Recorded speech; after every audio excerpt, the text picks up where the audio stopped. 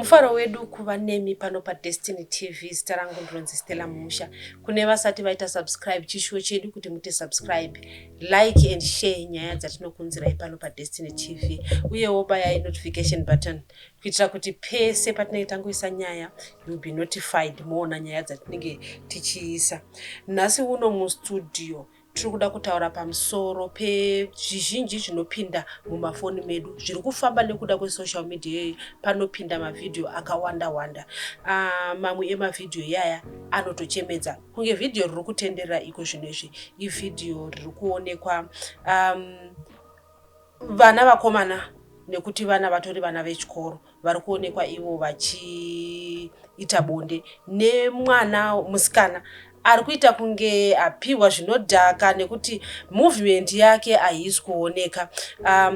Asi nokuda kwenature yevhidhiyo iyi hatikwanise kuiratidza pachivhitivhiti, asi ndo zvimwe zvatinoda kungokurukura. Uyewo kuti mimi comment section mutaurewo pamusoro nekuti tinovimba kuti imimi vazhinji makatoriona vhidhiyo iroriri.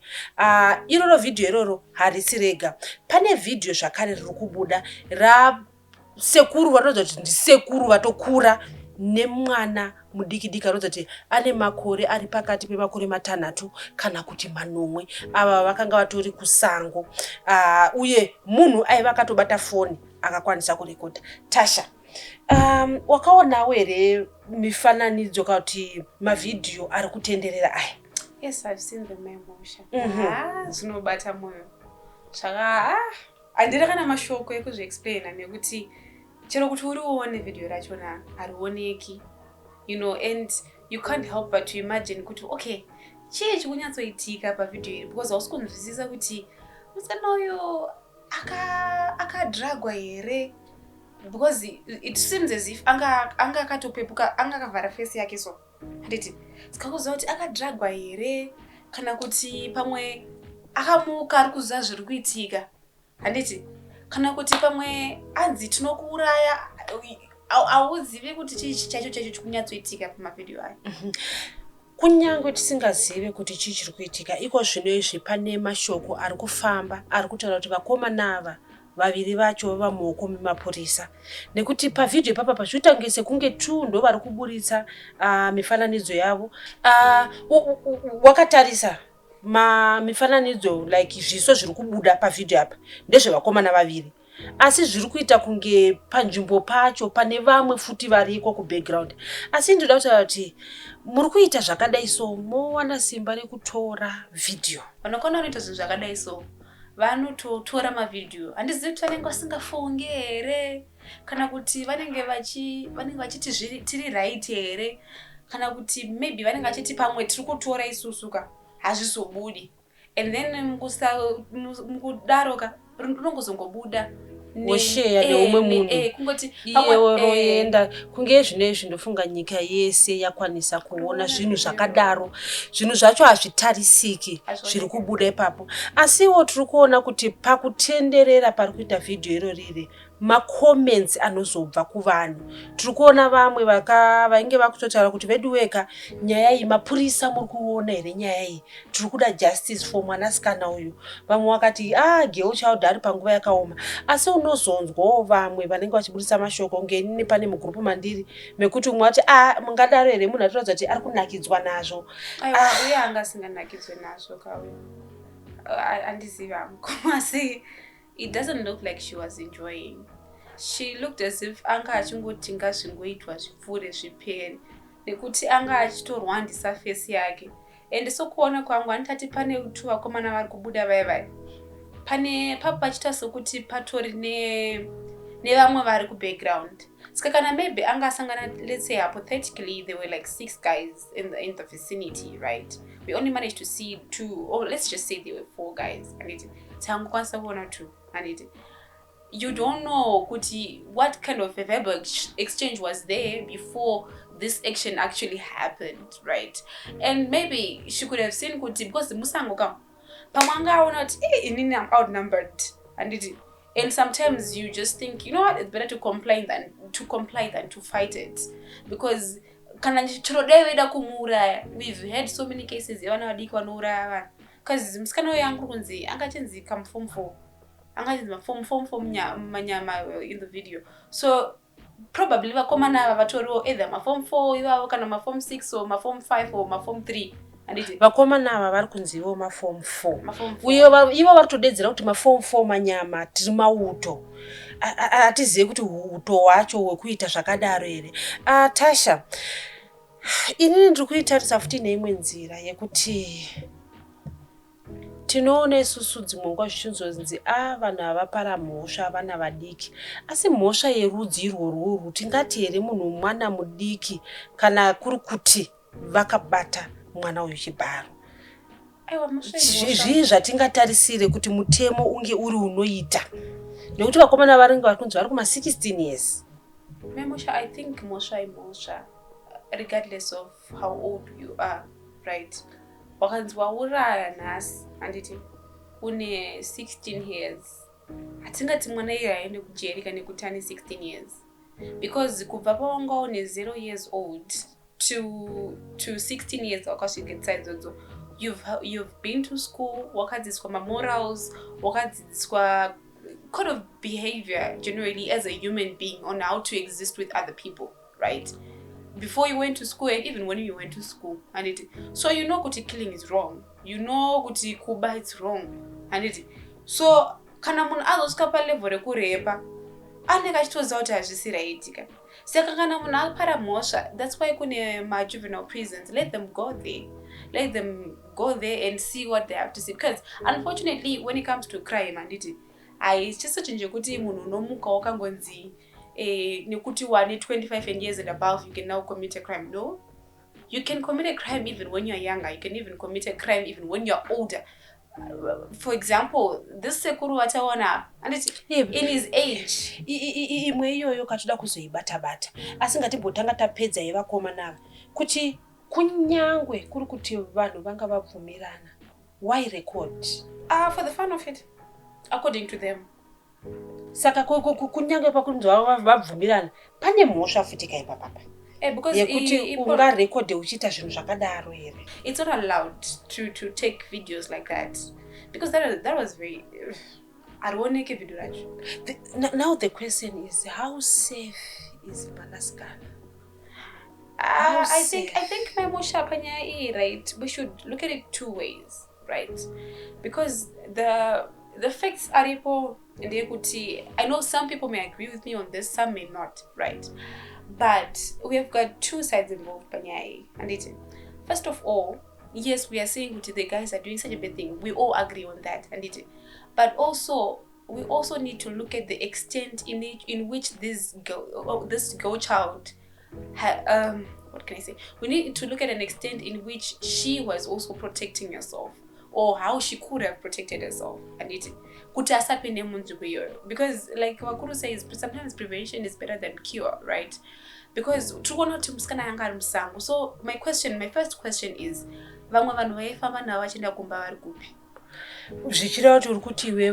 maybe the first part of the first thing you can do to protect yourself is usafambe wega. Apa tikutoona kuti musango kawo inene kachiro ndanga ndiri inini handaimbofamba ndiri mwanasikana ndiri musango ndiri wani, chero zvikanzi ndarijairira sei sango racho unoziva kuti mune saka kuva tinoziva kuti iye zvino izvi vanhu atichatotywa mhuka kudarika machiro atakuita vanhu.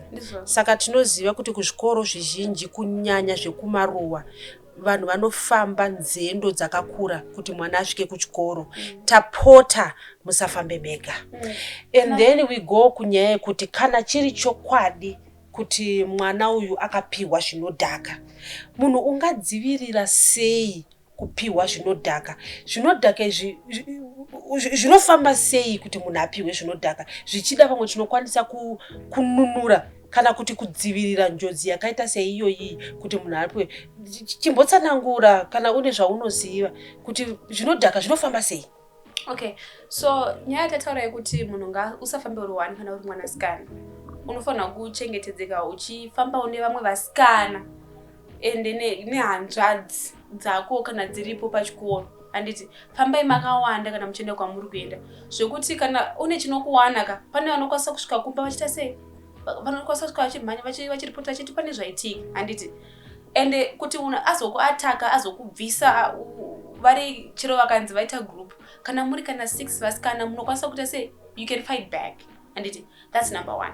Number 2 nyaya yekuti nizvoni panyaya yezvinodhaka izvi handiti vakomana pavanga vachitaura handiti vanga vachitaura kuti nizvoni kamusikana kandinokada handiti that means vanhu vaizivana to some extent zviri kuratidza kuti vari pachikoro chimwe chete vari pachikoro chimwe chete saka iyo nyaya inotoudzwa vana vadiki vari vachikura kunzi usatambe nevakomana vabereki vanenge vasingapengi vanenge vachiziva kuti pavakomana ava pane umwe achakura kuita tsotsi pane achakura kuita bhinya pane achakura kuita doctor hazvirevi kuti kana mese muri pachikoro chimwe chete mune masame intentions mune same mindset pane vamwe vatori rotten to the core even when you're sharing the same environment right so vasikana vanokwanisa kuavoida zvinhu izvi nekuregedza kutamba nevakomana because probably I'm not saying she was and I'm just putting the facts to the table kuti there can be a situation or scenario kuti maybe she was even entertaining one of the guys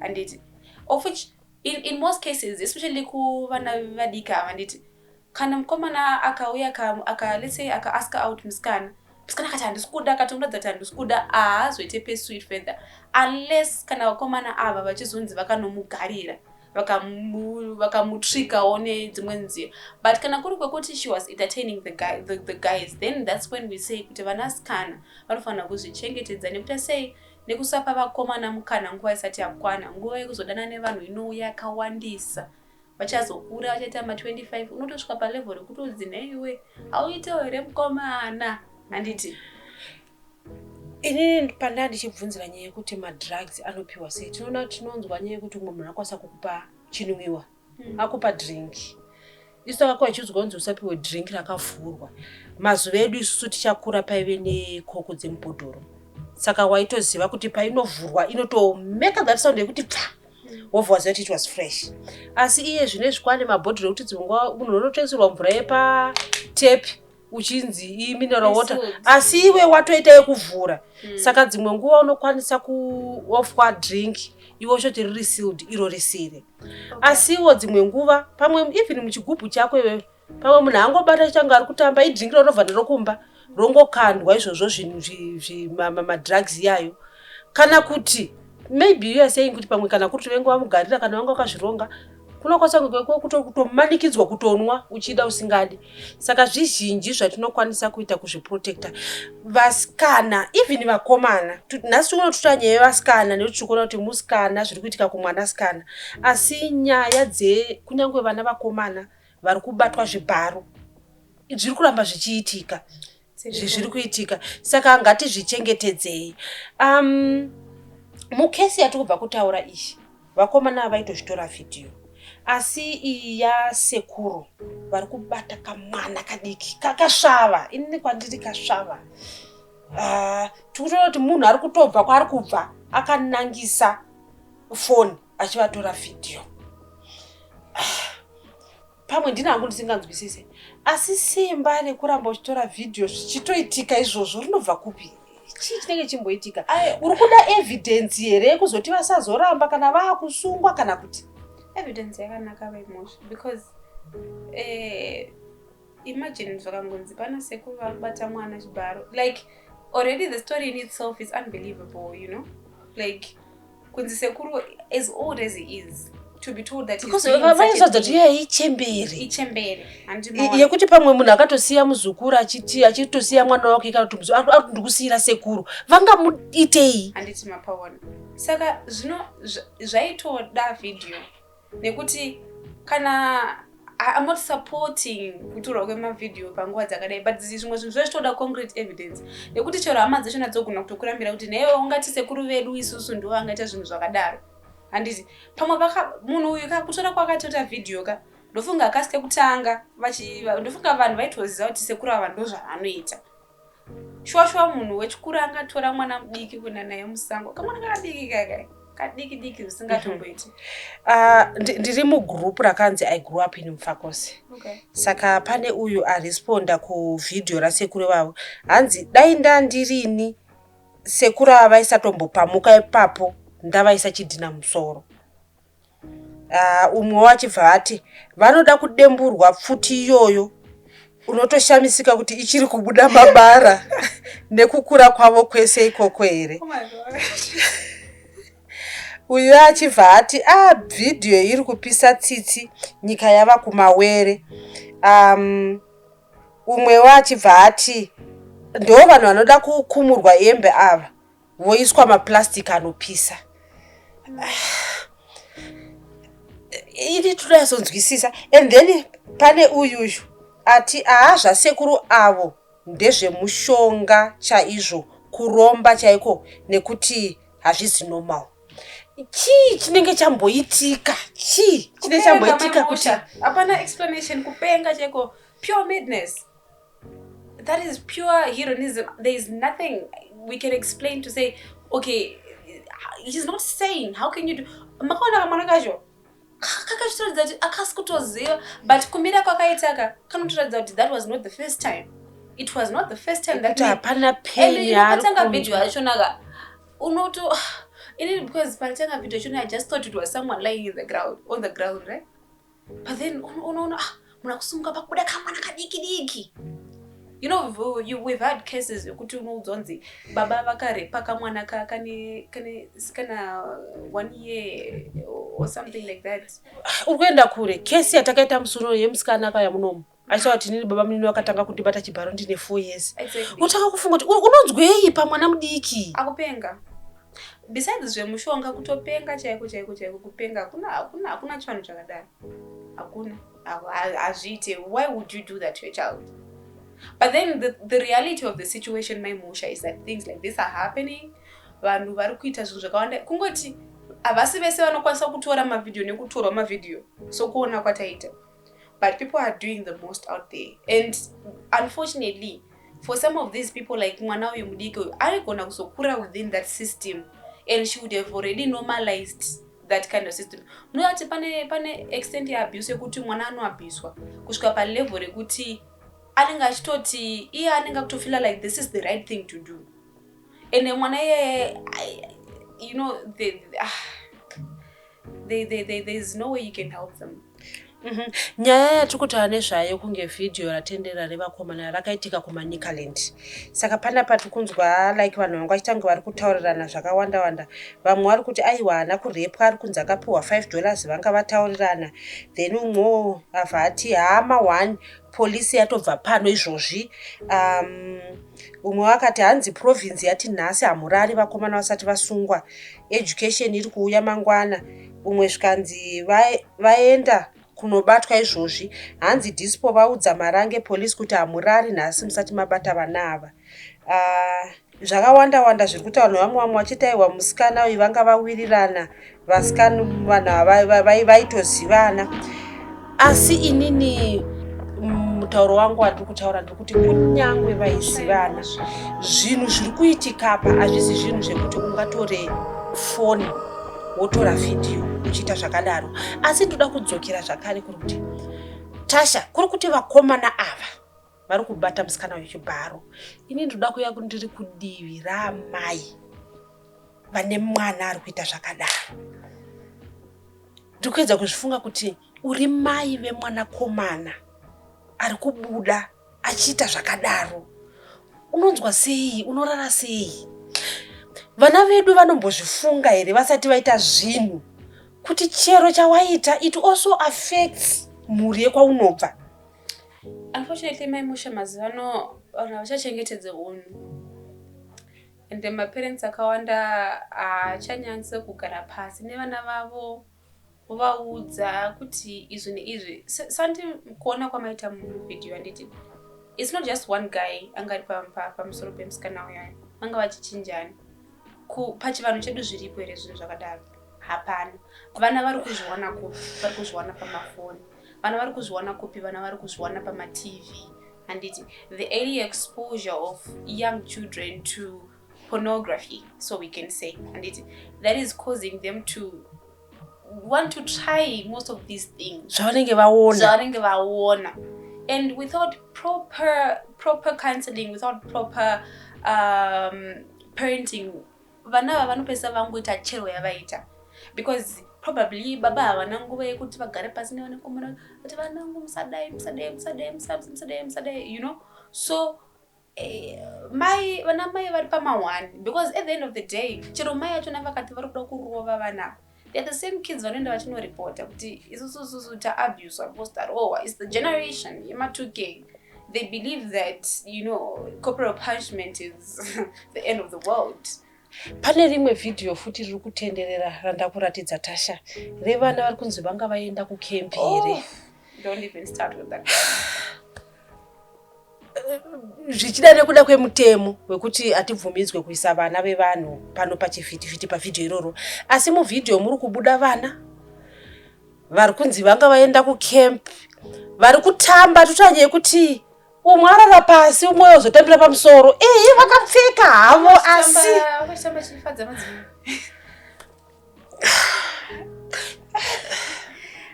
Tasha, do you know kuti vabereki ndibaba ndimai tinoshanda zvakaomarara.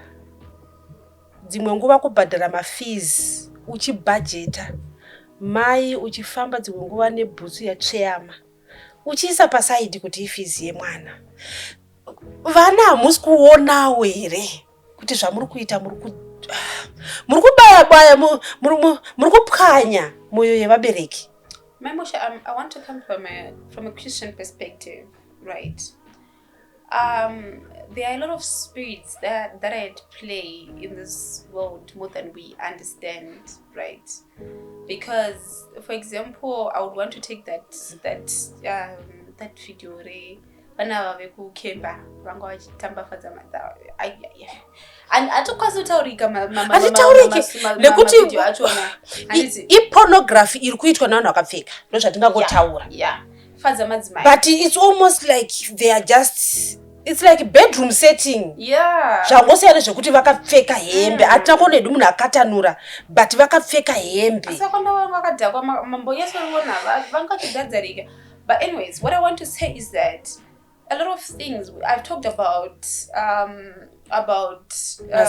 that are at work. Yeah, I've talked about pornography that is coming through exposure of children to so many sites and the internet and whatsoever, and then even some of the songs that we are listening to, right?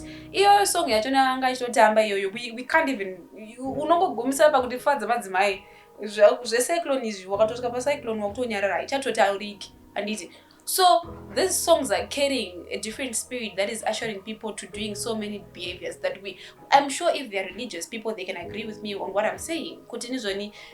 Some of the songs that we're even listening to are promoting the behaviors ari kuitwa nevana, asana nemasongs makakura muchiteredzera chiimi ana dembo chitekete, taiterana mashawo munhu mumwe, taiterana tuku, taiterana pane masong yenyu munoziva kwatinoti kutwekere isusu, pane masongs amaimbotwekere.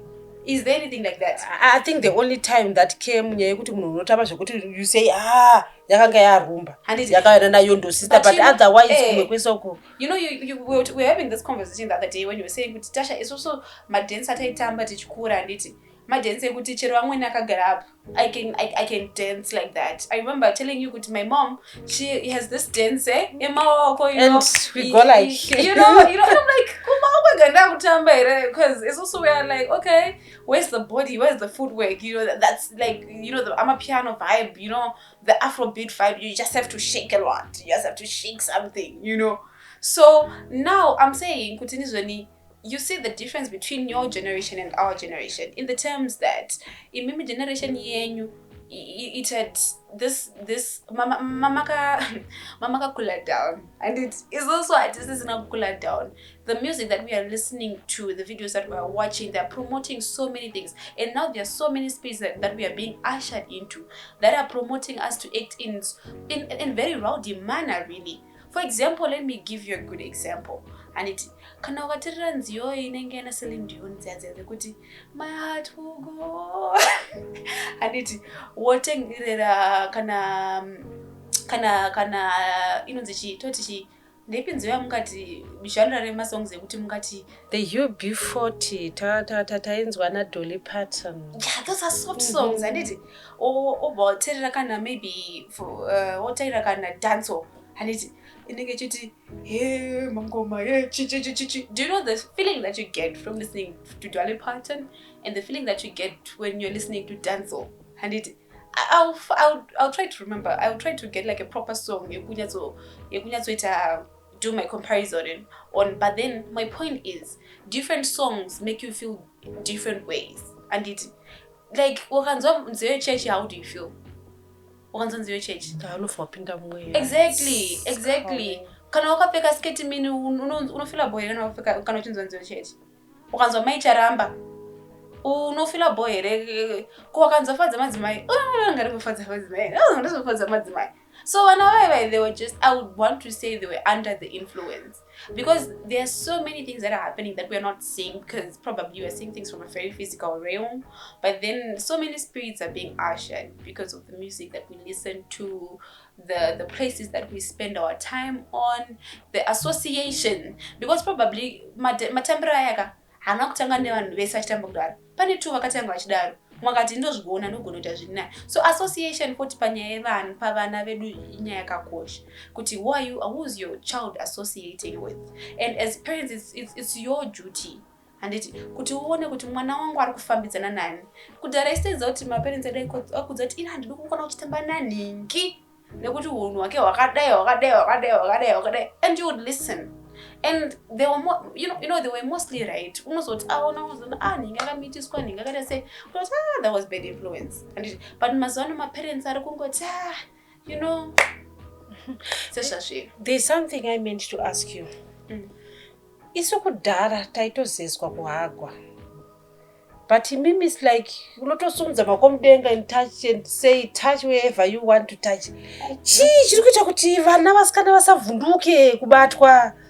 It's called because even per dancer tru kuona ikai, it's just the hands can just go anywhere they want to go. It's called the coming in of technology. Technology yakanisa vana maimosha, because the coming in of technology unza so much socialization from other borders, and you see my bum shorts. It's now popular culture yekuti unoona vana vakupfeka mabum short, unoona vana vari kuisa makeup dzakadai so vakuda kuti asana Beyonce, but Beyonce is only performing. That's not a real life. That's not what she does every day. That's not how she walks around dressed like, right? But then they're seeing movies where most of these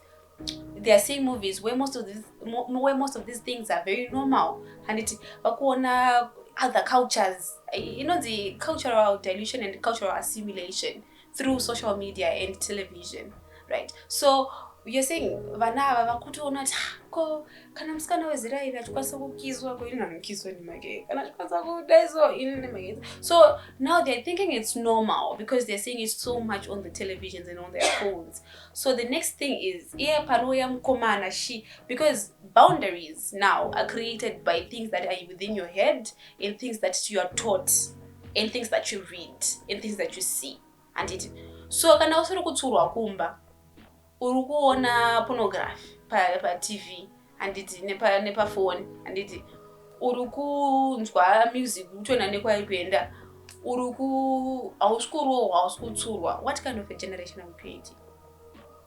So you are agreeing kuti I don't know how to kuisa ku generation of teenager. It's okay. But you are a wild generation. Okay, on that one, I would just want to say that I do not agree to be in that generation, but thank you. Okay, so from what you said, Tasha, you're saying as my parents, we should spend more time nevana vedu. Tisanete kuvatsura. Apa nyaya yemafoni apa, do you know chakanyanyonetsa kunyaya yemafoni ka? Ndiye kuti tiyamika aloyonduza kuti kuchikoro kuri kudiwa phone. ndiri kufanira kunge ndichiita maprojects ini naruda chii phone. Mwana wegrade 7 takanzi isusu ngavaite vapei mafoni vaite, whereas kudhara tichikura isusu ka the closest thing you could see a bedroom setting was a kiss. Ende paitokisana vanhu vacho patv taibva totoda iso maoko kusvika pate kusvika pavhura kusvika papfuura, but iye zvino izvi it's like nothing is left to imagination. That's why dzimwe nguva unozonzwa vamwe vanhu vachiti, ndakambonzwa vamwe muperi ndachiti inini hangu tachokwadi maindians anondibhohwa, but inini vana vangu would rather let them watch maindians because you don't even see a kiss in the Indians movies. Because takazofuti kutone mamwe even macartoon akuita those things zvekuti but ndikuti mwana ari kuona chi, ari kuona macartoon. It was easier to control mwana pa TV because waitoti it's 8 o'clock bhero rekunyorara sei rakwana, but now mwana ane phone, iwe uri kuti mwana akarara, mwana ari mugumbezi ari kuona what iwewe mai vacho. And you know some of these disturbing sides anopop up even pama ads games chacho anopop up. Inini, do you know kuti one of my sons akaiswa mugroup, like group rekuchikoro, but ndini akaisa namba dzangu mugroup, and I'm talking of mwana ari kuprimary. Mwa musi makakandwa pono, makakandwa mugroup rekuchikoro, makakandwa pono, and I told him kuti uri kubuda mugroup imomo, but izvi zvaitika nditi ndakabata phone. Kodayari yanga akabata phone handiti aingotongoona otongofora. That's why sometimes we actually see kuti vamwe vana vasina kana respect kuma parents, because the things they are seeing, they are like, I have seen a naked woman, and you are like that woman. Saka even respect kuna na mai inobva, respect kuna baba inobva. Saka ameno imi muri kuti wokudii kunyanya panyaya yemafoni kukontrola vana, uyewo panyaya yatanga chitaura nezvayo panapa yevakomana vekuti vakanga vachiita bonde vachirekodha. Vamwe vari kuti irep, vamwe vari kuti musikana uyu anga akadhiragwa. Hazvina pabuda nekuti mapurisa vachiri kuita ma-investigations ari kutaura kuti chii chaicho chakaitika. Asi iwo munoti kudii nenyaya iyi, uye munoti kudii kunyange nevhidhiyo iri kutenderera zvakare yasekuru vekuti vaitorepa mwana ari pakati pemakore 6 nemanomwe 6 and 7. Mwana yeye angabvumirane here kuita zvakadaro? Chii chingaitwe kuvanhu vanoita zvakadai? Nekuti senge ana sekuru vanozonzwa pakanzi paita amnesty, wonzwa zvichinzi aiwa vanhu vese vane 60 and above vari kuburitswa, but they are the same vanhu vavo vari kuenda. Pandandichiverenga mamessages aya pane yandandasiya yanga yakanzi iyo chokwadi here nekunze uko kune vanhu vanoita $4 for 2 vadi kungoenda ikoko pane kuenda like pamwana. I think ndo zvaari kureva kuti kune vamwe vanhu vatotoziva kuti vanotobhadharisa for you to do that. Why go pavana? Penga sekuru vanofuna kuuraiwa vanhu. And I think we can actually even talk about this. Pane imwe yakabuda futi yemurume mukomana ane 19 years wekumandikaland futuku ari kunzi akanga abata huku and then matebeleland kune vanhu akatoendeswa pamberi pedare, mbudzi yatofa ari pambudzi. Chii chiri kumboitika? Mweya hwai uri kupinda muvanhu. Takuudza vanhu kuti vanhu vari ku spirit yacho yanyanyisa. The spirit it's not good. Zvakutoda kuramba tichingorovedzera vana tichivanamatira, tichitsura, tisanete kutsura vana, tisanete kudzidzisa vana. Ananga varowe. You believe kuti mwana ngaro? Iwe wairowa here Tashi? My mother didn't play by musha. My vangu vaiti vakaona vachibva neuko boys rese kana ranga richitamba around kumba kwedu avati shamwari toonana, because my mom she wasn't someone wekuti vaitaura like vanotaura or something like that, but she was just someone wekuti like her aura would just tell you no, I don't tolerate nonsense. That's just who she is. Like my mother was she's a very quiet person, but yeah, and most of my growing up, and you do tell my story, but but yeah, but I understood why she did it, and I of course unorwadza kurohwa kunorwadza hakunakidze, but then wakatyaushamuka, you are reprimanded to a certain unechida extent. kudzora unechekuti unoti Yes, and also I think vanhu ngavanamati. I always say this and I cannot emphasize it enough. People should pray and people should find good churches and people should go with their children to good churches, and it because kuzamwari is the beginning of all wisdom, so the Bible says, and I will also repeat, because you cannot do it alone as a parent. You can do the best you can, but some things you just need God. Because like for example yes, so many boys, and you cannot manage them all, and but then ukamuendesa kuchechi akaziva Mwari for himself, and hazina kuti mama angu anoti chi, mwana anotsurika, kwete kuti vamwe vabereki vasisina basa nazvo kuti mwana vabereki anotokwanisa kuenda kuchechi achisiya vana kumba. Azviko zviya azviko, vana ngavadzidziswe kunamata, vana ngavatsurwe. And also vabereki vanofanira kuacknowledge the fact yekuti munhu wese mukuru mubereki, because mazano people have this individualism mindset yekuti mwana wangu ndewangu ndega. No, mwana wangu ndewe community, because iwo kana usipo kana ndikaona mwana wako achida kudonha muti, I'm the first person anoenda say anoenda uno muti iwe kuruka imomo, iwo kana dawa wangu sipo unodzoka hachikoka, and so mwana ngaasurike ne anyone wemucommunity. Let that child be versatile to know kuti chero ndakarohwa namai pa next door ngavasa okay pane vaya kuzodira mwana porridge vaya. Of course that's extreme and that's inhuman. I don't know why she did that, but vana ngavakwanise kutsurika even nepa next door, even kuma church, and isusu taitoziva kuti ukaita zvawaita ukaonekwa unotanga warohwa namai vavo vakuona, ende vakurova ka you are actually supposed kuvakumbira ndokumbira kuti musanoudza mai vangu, nekuti you know kuti vakanoudza mai vako kuti mwana wenyu ndamurova unorohwa futi. Saka kunyange iye zvinezvi tiri kuziva kuti tinoti mwana wangu kunyange kuchikoro chaiko ngatisaite zvekuti mwana atsurwa naticha noenda kunopopotera izvozvo. Well, we know the extreme cases uzotinozonzwa kunzi mwana arohwa zviri extreme, but ticha vakakwana chaiye mbereka akakwana chaiye anorova zvine mwero. And also tadzidza nhasi kuti pamafoni ngatidzidzisei vana kuti phone you're supposed to benefit from it, don't abuse the phone. Senge vakomana vava they abused it. And kuti phone a gadget you use it kurekoda zvinhu zvisina basa. There are apps that can also help you in managing kuti mwana haiende, like you can literally lock down the phone from anything else that does not associate with educational content or anything like that. Of course we know there are loopholes, but then do the best you can. Mana kana chipo ama iPads ekuti vashandise, make sure you are monitoring the sites they are going to. Make sure vakangwara. And I don't want to lie to you, my youngest brother actually don't upedzira wacho, and kadiki, but he's very intelligent. Anokuitira zvinhu pafoni zvokuti ugonoshaura kuti how old is this boy? Zvekuti dzimwe vabereki atichombokona kuzviita asi vana vedu vakuziva. Saka kungomonita ikoko, and also monitoring nguva inospenda mwana ari pafoni. Nekuti ndozviti akungoti kana ndiri busy ndinongotambidza mwana foni, kana ndichida kuti ndisadistebwe ndingoti mwana tora foni. Saka dzimwe nguva kunyanya pamaholidays paipepe kuti mwana haasi kuenda kuchikoro anomuka kuseni ari pachikoro ari pafoni, oswera ari pafoni, dzimwe nguva otorara usiku ari pafoni. Toda kukutendai kuva nesu pano paDestiny TV umo matata tichidiscussa nyaya iri kudzimba vanhu vazhinji, nyaya iri kurwadza vanhu vazhinji. Imiwo munoti kudii? Zvii zvamungaadvise mamwe maparents sesuwo zvamungaadvise kunyangwe vana vadiki vachiri kukura?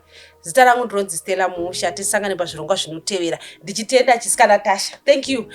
You know, pane zvinonakidza kana mwana vechidiki vachibvuma kuti apa tiri kukanganisa apa kunge zvachiita musikana. Vechidiki teererai kunyangwe munhu ari kukura munguva yenyu, pamwe isusu munenge muchiti namai Musha mama old fashion hamutinzwisisi, but here we've got someone younger, someone your generation who is saying mafoni iyaya ngatiayuse zviri responsible. Ari kukurudzira kunyange vezera rake kuti vave vanonamata Mwari.